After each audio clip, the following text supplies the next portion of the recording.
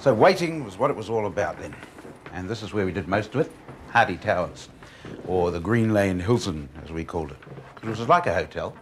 It was quite full too, because not only were we here, but we had our minders as well.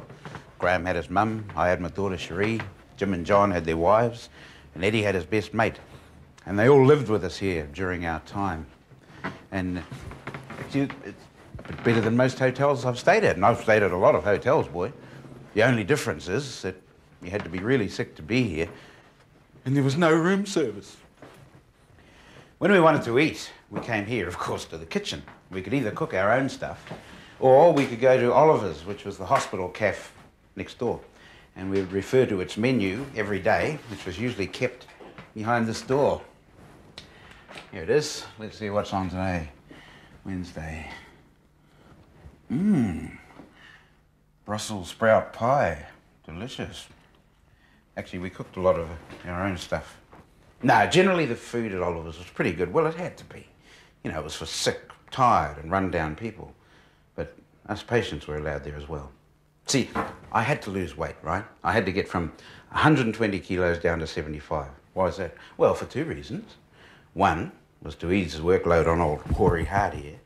And two, the lighter you were, the easier it was to find a donor heart that matches. So, a diet it was to be then. A strict, carefully selected diet by dietitians. Anyone for some raw broccoli?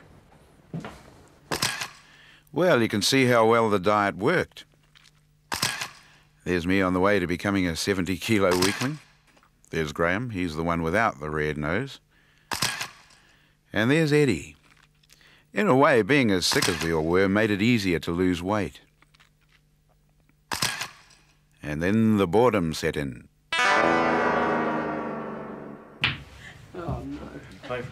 When we came back to Hardy Towers with our minders, we soon remembered how we used to pass the time. But there's only so much pool you can play. Sometimes the frustration of waiting spilled over, especially for Jim.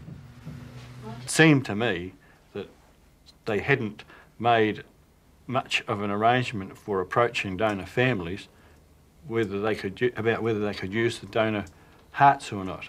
And I thought, well, what a stupid system. 95% set up and the 5% critical not even thought about.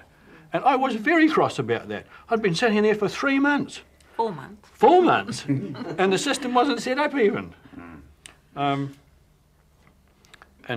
that very night, at 5 to 9, the telephone rang, and it was Trevor Agnew. And he said, "Hey, Jim, I think tonight's your night." And it was. It was. And we couldn't believe it, could we? And then everybody wanted my chair. Sitting in my bed reading my book, and Carol rings up and says, "Oh, how are you?" And I'm going, "Fine." She goes, "Oh, don't eat, Graham." And I go, "Oh." That was the worst thing. No, the worst thing was I couldn't watch Tour of Duty that night. When I got my heart, I just didn't want to be the last one and have to be waiting around afterwards. Like you. But then you only had to wait 1.5 days. So yeah, but I didn't know that. Yeah, I know. That's right. Well, Once Edwin had had his and there was Billy left of this group, you know, we really... I thought it was going to be ages. Yeah. Because there'd just been this sort of thing with everybody getting their hearts, and I thought we'd just have to wait all over again. Well, yeah, I thought I could have been waiting till after Christmas.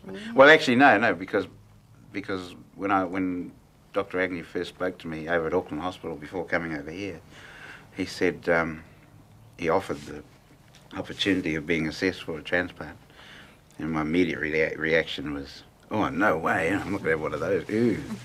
You know, someone else's thing, you know, all that sort of stuff. And he said, well, the only alternative is that I could stay as I was and be maintained on the drugs that I was taking and last for about a year. So I thought, oh, well, hang on. I'll think about this. But then it was November, and I'm going... No, Billy, you weren't whistling. You weren't whistling. No, I couldn't even whistle then, that's right. And so I was sort of getting a little anxious after when everyone else had been done. And, I mean, physically. Well. Cherie, of course, was with me right to the end. It was really family-like, and you know, I hadn't really been in a position with a big family because, you know, we're quite a private family. And, you know, there was all these strangers, and then you all became close with them, and it was really good. And it was also really sad when they started leaving.